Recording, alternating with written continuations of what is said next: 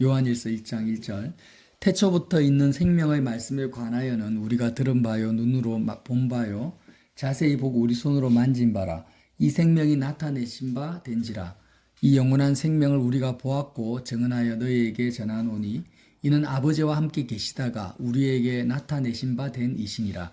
우리가 보고 들은 바를 너희에게도 전함은 너희로 우리와 사귐이 있게 하려 함이니 우리의 사귐은 아버지와 그 아들 예수 그리스도와 더불어 누림이라. 우리가 이것을 쓰면 우리의 기쁨이 충만하게 하려 함이라. 아멘. 이 요한일서 말씀을 몇 번 계속 나눴는데요. 오늘도 이렇게 이 말씀을 나누라는 감동을 주셔서 제가 나눕니다. 사도 요한이 있었죠. 예수님의 가장 사랑하는 제자 사도 요한이 있었는데 이 요한이 서신서를 쓴 목적, 그러니까 성경을 쓴 목적이에요. 사실 알고 보면 이렇게 성경 66권이 존재하는 그 이유가 뭐냐? 이 말씀은 뭐예요? 우리가 예수님을 믿는 이유가 뭐냐? 신앙생활 하는 이유가 뭐냐라는 거예요. 그게 뭐라고 합니까? 3절에 우리의 사귐은 아버지와 그 아들 예수 그리스도와 더불어 누림이라. 하나님과 우리와 사귐이 있다라는 것입니다. 이 사귐이라는 것은 교제죠. 영적 교제인데 세상에서의 사귐은 죽으면 다 끝납니다. 부모 자식 관계도 죽으면 끝이에요. 남녀 관계도 마찬가지예요. 천국에는 장가가는 것도 없고 시집가는 것도 없다고 했습니다. 우리가 죽어서 천국에 가면 남녀 성별도 없어져요. 그냥 하나님의 자녀로 존재하는 것입니다. 그래서 죽으면 물론 알겠죠. 천국 가서 이 사람이 내 육신에 있을 때 내 부모였다, 내 자녀였다라는 것을 알긴 알겠지만 그것이 나에게 아무런 중요성이 없다라는 거예요. 하나님의 영광을 보고 있기 때문에. 그래서 우리는 지금 몸을 입고 있는 이 땅에서 인간관계에 대해서 굉장한 영향을 받고 있습니다. 누가 내 부모냐, 누가 내 자녀냐에 따라서 굉장한 영향을 받고 있어요. 누가 내 남편이냐. 그러나 여기서 말하는 사귐이라는 것은 그런 육적인 사귐, 이 세상에서의 사귐을 말하는 게 아니라 하나님과의 영원한 사귐, 하나님 안에서 영원한 인간관계의 사귐을 말하는 거예요. 사도 요한은 지금 뭘 말하고 있습니까? 사귐을 말하고 있다는 거예요. 이 사귐은 어떤 사귐이냐? 인간의 마음은 항상 공백으로 비어 있는데 세상의 어떠한 것으로도 채워질 수가 없는 거죠. 없는 건데 하나님과 우리가 사귀면 인간의 마음에 있는 그 공백이 다 채워지면서 정말 아무것도 필요 없는 상태가 된다는 거예요. 이 세상에 있는 물질이나 건강이나 인간관계가 아무것도 필요 없을 정도로 내 마음속에 충만과 기쁨과 만족이 채워지는 그러한 사귐을 말하는 것입니다. 그래서 복음이라는 거죠. 기쁜 소식이라는 거예요. 자, 지금 오늘도 아침에 유튜브를 보다가 다락방 교회입니까? 유광수 목사 굉장히 PD 수첩에 나와가지고 난리가 났더라고요. 나는 그렇게까지 심각한지는 알지를 못했어요. 어마어마한 사치와 부귀영화를 막 누리고 있는데 왜 그럴까? 굉장히 전도에 열심인 교회였거든요. 제가 지난주에 사람은 노마스의 가장 핵심이 뭐라고 했습니까? 죄와 나를 분리시킨다라는 거죠. 나는 죄와 분리될 수가 없는데 분리될 수 없는 나를 옛 사람이라고 분리된 것은 새 사람이라고 했습니다. 그렇게 분리될 수 있는 이유는 나와 죄와 내가 지은 범죄와 나를 분리시킬 수 있는 이유는 뭐라고 했습니까? 예수님의 공로 때문이라고 했죠. 이단이라는 것은 진리를 다 부정하는 것이 아니에요. 진리를 분명히 이야기하고 있습니다. 율법주의적인 이단이든 자유주의적인 이단이든 그들이 말하는 내용은 성경의 어느 정도 진리를 많이 이야기하고 있어요. 그런데 오늘 요한일서도 그런 이단을 분별하라고 요한 사도가 쓴 거거든요. 근데 뭐가 문제냐면 그런 모든 이단의 최종적인 목적이 뭐냐? 그럼 로마서의 진리를 이용하고 있어요. 활용하고 구원파도 마찬가지예요. 신천지도 성경의 어느 정도 진리를 이용하고 있습니다. 그런데 그렇게 성경을 도용하고 진리를 어느 정도 말하고 하는 그런 목적성이 어디에 있느냐? 하나님과의 사귐에는 있지 않다라는 거예요. 우리가 회개를 하는 이유가 뭐예요? 죄 고백을 하고 오늘 지금 보면은 읽지는 않았지만 요한일서 1장 자 6절 보세요. 만일 우리가 하나님과 사귐이 있다 하고 어두움에 행하면 거짓말을 하고 진리를 행하지 아니하거니와 그가 빛 가운데 계신가 같이 우리가 빛 가운데 행하면 우리가 서로 사귐이 있고 그 아들 예수의 피가 우리를 모든 죄 가운데 깨끗게 하실 것이요. 이렇게 자 이렇게 죄를 고백하는 이유는 회개를 하는 이유는 지옥에 안 가려고 하는 게 아니에요. 많은 사람들이 내가 죽으면 지옥 가는 게 영원한 지옥불에서 이제 지옥 있다라고 하니까 너무 공포스럽잖아요. 지옥이 있어요, 진짜. 천국도 있고. 근데 내가 영원한 지옥불에 떨어진다라는 것은 생각만 해도 끔찍한 거잖아요. 그러니까 지옥에 가지 않으려고 내가 죄 지으면 안 되겠다. 회개해야 되겠다. 이렇게 생각을 하는 거예요. 그거는 복음이 아니에요. 지금 사도 요한이 그걸 말하고 있는 거 아니에요. 지금 지옥 이야기 한마디도 안 합니다. 우리가 회개하고 죄를 고백해야 되는 이유는 하나님과의 사귐에 방해가 되기 때문에 우리 죄가 지옥에 안 가려고 하는 것도 아니고 이 땅을 살아가면서 하나님의 복을 죄를 지으면 하나님 복을 못 받으니까 하나님의 보호를 못 받으니까 하나님 보호를 받아야 된다. 그래서 회개한다. 하나님의 복을 받으려고 회개한다. 그거 아닙니다. 이단들은 결국에는 그런 목적이라는 거예요. 결국에는 성경의 진리를 도용해서 본질을 놓쳐버려요. 하나님 믿으면 형통하게 된다. 그러니까 회개해라. 하나님 믿으면 천국 간다. 그러니까 회개해라. 이렇게 이야기를. 다 틀린 말은 아니에요. 그렇지만 본질은 뭐냐? 그런 게 아니라 하나님과 사귀려고 하는 거예요. 내가 하나님과 사귀고 하나님의 하나님 안으로 들어가고 하나님을 누리고 하나님을 가지고 소유하고 지금 죽어서가 아니라 오늘 내가 하나님을 누리고 하나님과 관계를 가지려고 하는데 내 속에 죄가 나를 추정하고 있는 상태에서는 그게 불가능하다라는. 그래서 뭘 하라고요? 죄를 고백하고 회개하라. 지금 이 말씀이잖아요.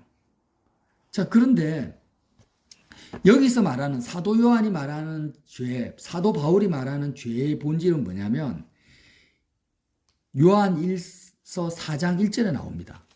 이 부분이 굉장히 중요합니다. 율법적으로 굉장히 윤리적으로 회개할 수 있어요. 재고백할 수 있어요. 그걸 말하는 게 아니에요.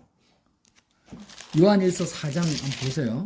1절에 자, 사랑하는 자들아 영을 다 믿지 말고 오직 영들이 하나님께 속하였나 분별하라. 많은 거짓 선지자가 세상에 나왔습니다. 이로써 너희가 하나님의 영을 알지니 곧 예수 그리스도께서 육체로 오신 것을 시인하는 영마다 하나님께 속한 것이요. 예수를 시인하지 아니하. 예수님이 육체로 오신 것을 시인하지 아니하는 영마다 하나님께 속한 것이 아니니 이것이 곧 적 그리스도의 영이니라. 이렇게 말하고 있어요. 예수님이 육체로 오셨다라는 것은 무슨 의미냐면 지금 우리가 육체를 입고 있잖아요. 내가 육체를 입고 있어요. 근데 죄라는 것은 나의 몸을 마음이 나의 몸을 통로 삼아서 사는 것을 죄라고 합니다. 요 노아 시대에 하나님이 물로 세상을 썰어버리잖아요. 하나님의 아들들이 뭐가 됐다고 합니까? 그때 육체가 됐다라는 거예요. 이 의미를 여러분이 아실 거라고는 믿어요. 말씀을 계속 들었으니까. 내가 부모로부터 지금 내가 몸을 받고 태어났잖아. 난 여자다, 남자다. 지금 내가 몸이 있기 때문에 여자고 남자고 몸이 있으니까 아버지고 자녀고 또 직장에서 부하 직원이고 사장이란 말이에요. 그러니까 내가 마음이 있고 몸이 있어요. 마음이 이 몸을 통로 삼아 가지고 다 받아들이는 거예요. 내가 눈으로 보는 것, 좋은 것을 마음이 또 기뻐하고 내가 눈으로 안 좋은 것을 보면 마음이 그 눈으로 보는 것 때문에 마음이 괴롭고 그러니까 몸을 내 육체를 통로 삼아서 받아들이는 것은 보고 듣고 느끼는 것은 뭡니까? 전부 눈에 보이는 세상이란 말이에요. 세상. 그러니까 마음이 육체를 통로 삼아서 살아가는 지금 지구에 살아가는 대부분의 사람들이 다 그렇게 살고 있어요. 다. 그렇게 살고 있는 상태가 뭐예요? 세상을 사랑하는 상태고 죄를 짓고 있는 상태라는 거예요. 꼭 음행을 하거나 사기를 치거나 살인을 하는 것만이 죄가 아니고 우리의 마음이 육체를 통로 삼아서 내 마음이 육체가 내 몸이다 라고 생각하고 육체를 통해서 내가 살아가는 것이 존재 자체가 죄라는 거예요. 왜 죄냐? 하나님은 영이시기 때문에 눈에 보입니까? 안 보입니까? 안 보이잖아요.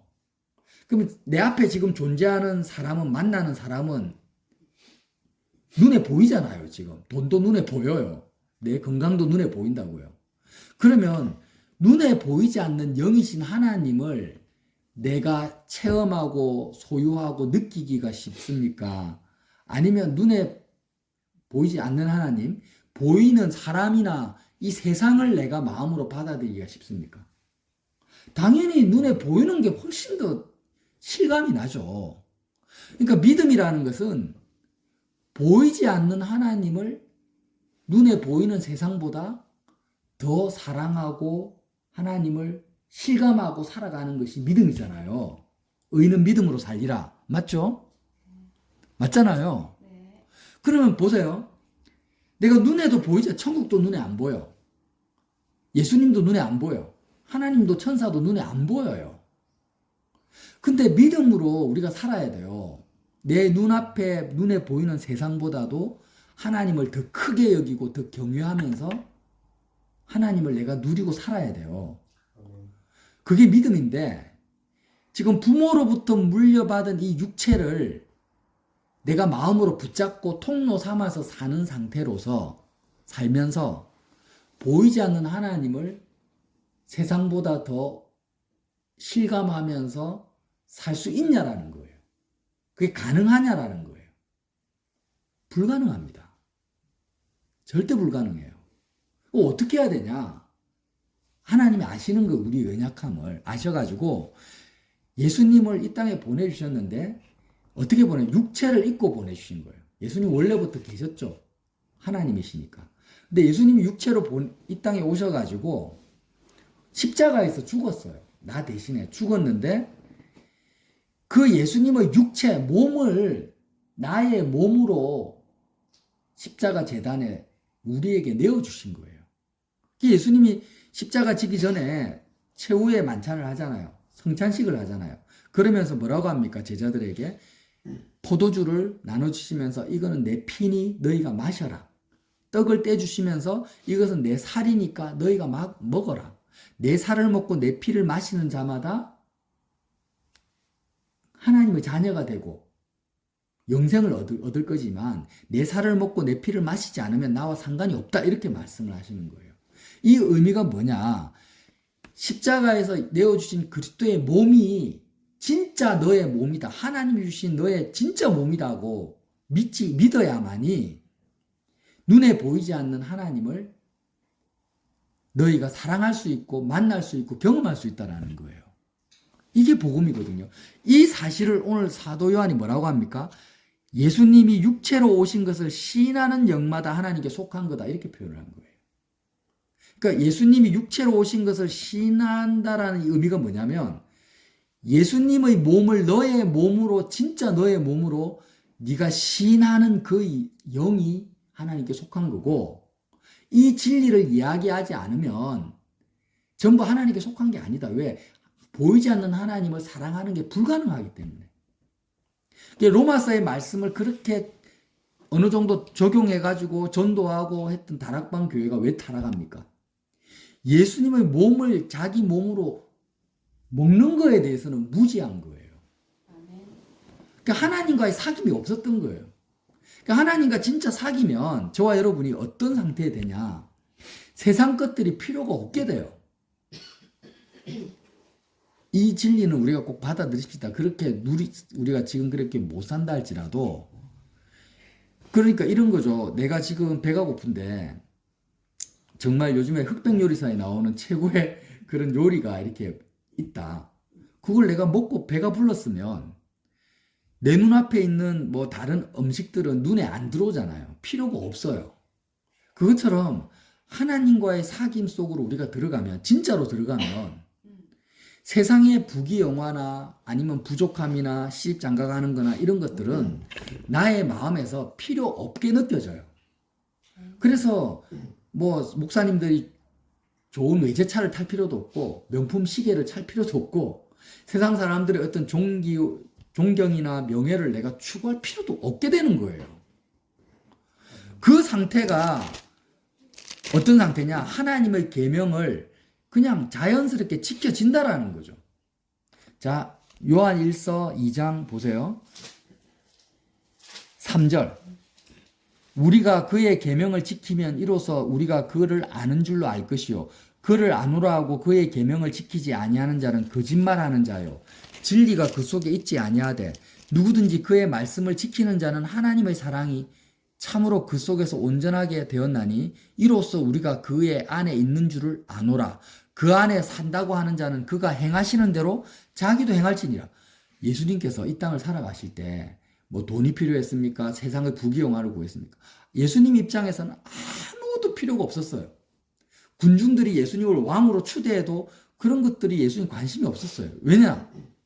예수님은 하나님 아버지와의 사귐 속에 있었기 때문에 하나님 아버지로 정말 누림이 있었기 때문에 사귐의 누림이 있었기 때문에 세상 것들이 아무것도 필요가 없었던 거예요.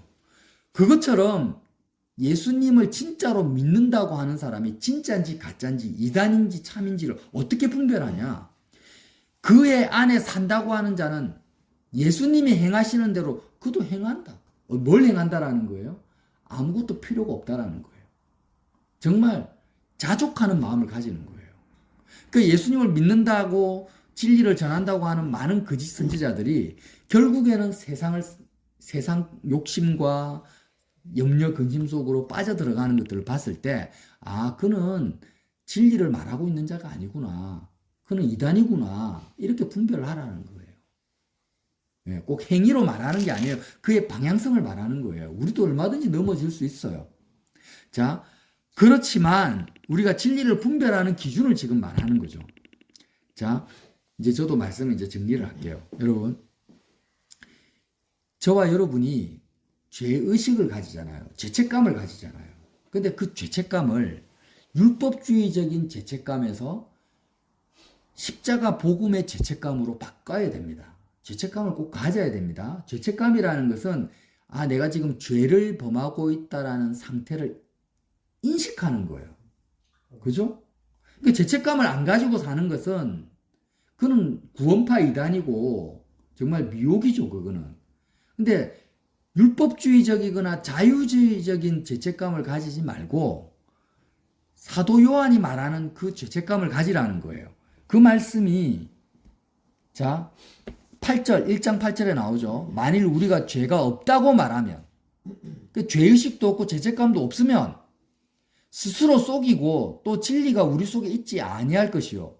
만일 우리가 우리 죄를 자백하면 그는 미쁘시고로서 우리 죄를 사하시며 모든 불의에서 우리를 깨끗게 하신다라는 거예요. 근데 여기서 말하는 죄가 있다라고 말할 때 그 죄가 뭐냐면 다시 한번 말하지만 내 마음이 내 몸을 지금 부모로부터 물려받은 몸을 입고 살아가는 이 나, 실제의 나라는 거예요. 실제의 나. 이 나로 살아가는 것 자체를 죄라고 생각을 하라는 거예요. 이해가 돼요? 지금 그걸 말하고 있는 거예요. 예수님이 육체로 오셨다라는 걸 시인하는 거하고 같은 말씀입니다. 자, 모든 인생이 모태에서부터 죄악 중에 출생해서 의인은 없나니 하나도 없고 그가 하는 모든 것은 죄라고 로마서에서 아예 못을 박아놓고 있어요. 왜 그렇습니까? 모든 사람이 자신의 몸을 부모로부터 물려받은 몸을 통로 삼아서 살고 있기 때문이에요. 그 상태에서는 보이지 않는 영이신 하나님을 절대 만날 수도 없고 사랑할 수도 없고 하나님을 경외할 수 없다라는 거예요. 그러니까 이 성경에서 말하는 죄책감은 예수님의 몸을 진짜 나의 몸이다라고 믿고 살아가는 복음을 받아들이기 전에는 아예 가질 수도 없는 죄책감이에요. 세상 사람들 죄책감 느끼잖아요. 뭐 남을 미워하거나 도둑질하거나 이러면 죄책감을 느껴요. 그런 걸 말하는 거 아니에요. 그거는 예수 안 믿는 사람도 얼마든지 오히려 태어나면서부터 양심이 깨끗한 사람 더 많이 가져요. 그게 아니고 예수님의 몸을 진짜 나의 몸이라고 받아들인 사람만이 가지는 죄책감이 있다라는 거예요. 그게 뭐예요? 아, 내 육체를 내가 입고 사는구나. 그리스도를 옷 입지 않았구나. 예수님의 몸을 내가 옷 입지 않았구나. 예수의 몸을 옷 입고 살아가지 않는 나를 발견할 때마다 아, 이것은 하나님을 볼 수도 없고 그냥 하나님과 아예 상관없는 그냥 원죄적인 원초적인 죄인의 모습으로 살아가는 나로 오늘 살았구나라고 나 자신을 보는 거예요. 그게 빛 가운데 내가 보는 거예요. 빛 가운데. 자, 빛이라는 것은 그렇잖아요. 우리가 어둠 속에서는 내 모습을 볼 수가 없어요. 캄캄한 어둠 속에서는 내가 지금 얼굴에 재가 묻었는지 먼지가 묻었는지 보이지는 않습니다. 빛이 비칠 때만 내가 내 모습을 볼 수가 있어요. 빛은 예수님이죠. 육체로 오신 예수님의 빛이에요. 그 육체로 오신 예수님의 몸을 십자가에서 내가 예수님이 죽었잖아요. 그러면 내가 죽었다. 내가 세상에 대해서 진짜 죽은 자다. 이렇게 예수님을 받아들여요. 예수님이 부활하셨어요. 나도 예수님과 함께 부활했다. 예수님이 성천에서 하늘 보좌에 지금 앉아 계세요. 그러면 예수님이 앉아 계신 그 예수님의 몸이 진짜 내 몸이기 때문에 나는 지금 이 땅에 있는 것이 아니라 하늘에 속한 자로서 하나님을 직면하고 있다. 이렇게 그리스도의 몸을 진짜 나의 몸으로 먹고 마시고 우리로 말하면 십자가 생활을 하는 사람만이 어떤 죄책감을 느낍니까? 아, 내가 지금 여자로서 살고 있구나. 남자로서 살고 있구나. 내가 세상의 아버지로서 살고 있구나. 이렇게 살면 안 되는데 예수의 몸을 입은 것이 아닌데 이런 의식을 가지는 거예요. 지금 제가 하는 말이 뭔 말인지 잘 이해도 못할 수 있어요. 아예 그냥 무슨 소리 하는지도 모를 수도 있어요. 복음은 이런 거예요. 그러니까 제자들이 예수님의 십자가 사건을 자기 사건으로 받아들이고 그리스도의 부활을 목격하고 성령을 받은 다음에 쓴 성경이 신약 성경이란 말이에요. 신약 성경이 이해를 못할 수 있어요. 자, 한번 예를 들어 봅시다. 내가 그냥 세상적으로 도덕적으로 아무 죄를 안 짓고 정말 세상적으로 정직하게 성실하게 사람들을 도우면서 하루를 살았어요. 그랬는데 예수님의 몸하고는 아무 상관이 없어요. 그냥 내 생각과 내 개념으로 내 가치관으로 살았다. 하나님이 그 사람을 지옥 천국으로 보낼 수 있습니까? 없습니까? 죽었다 깨어나도 못해요. 세상적으로 깨끗하게 산 것은 아무 상관이 없어요. 하나님하고. 하나님과 사귐이 있어야 된다니까요. 하나님을 만나야 돼요. 지금 하나님을 느껴야 돼요. 하나님과 사귄다라는 게 뭐예요? 나의 의식이 하나님께 온전히 집중되는 거예요. 무엇을 먹을까, 무엇을 입을까에 대한 생각 자체가 없어야 돼요. 지금 내일 죽어도 그것이 나의 관심사가 아닌 거예요. 그냥 하나님만이 나를 온전히 사로잡는 상태로 내가 들어가는 것이 하나님과의 사귐이잖아요. 그렇게 되려면 죽었다 깨어나도 예수님이 내 몸이 되지 않는 이상에는 불가능한 거예요. 다른 길이 있습니까? 우리가 그렇게 하나님께 마음을 드릴 수 있습니까? 불가능합니다. 우리는 불가능해요. 그래서 복음이라는 것은 뭐냐? 예수님이 육체로 오신 것을 시인하는 거예요. 다시 말하면 예수님의 육체가 진짜 내 몸이다. 근데 그 예수님이 십자가에서 죽었으니까 나도 죽은 거예요. 세상에 대해서 죽었고. 예수님의 그 육체가 진짜 내 몸이라고 시인하는 거예요. 예수님이 부활했기 때문에 진짜 내가 부활한 자다. 예수님이 승천했으니까 나도 승천했다. 이렇게 예수님의 육체를 시인하는 영마다 하나님께 속한 것이고 이것을 시인하지 않아요. 입으로 시인하고 마음으로 믿고 입으로 시인하지 않아요. 하나님께 속한 거 아닙니다. 이거를 분별하라는 거죠. 그래서 저와 여러분이 십자가 생활화를 하는 것은 다른 것이 아니라 예수님이 육체로 오신 것을 시인하는 것이 십자가 생활화예요. 이해됩니까? 우리의 의식 속에서 의식이 세상에 대해서 온전히 꺼져버려요. 촛불이 꺼지듯이 우리의 의식이 세상에 대해서 온전히 꺼져버리고 우리의 의식이 예수님과 함께 하늘에서 온전히 켜지는 거죠. 우리의 생각과 의식이 하늘에 대해서, 하나님에 대해서 켜지는 거예요. 그렇게 켜져서 정말 빛 가운데 하나님이 계신 것처럼 우리도 빛 가운데 있기를 원합니다. 새로운 재고백이 우리에게 필요합니다. 새로운 재고백. 네. 예수님의 몸을 입지 않는 상태를 어떻게 하라고요? 어둠 속에 있다. 그걸 죄를 고백하라는 거예요. 그렇게 해서 저와 여러분이 정말 매일매일 하나님의 영광만을 바라보는 믿음을 누리시기를 예수님 이름으로 빌어드립니다.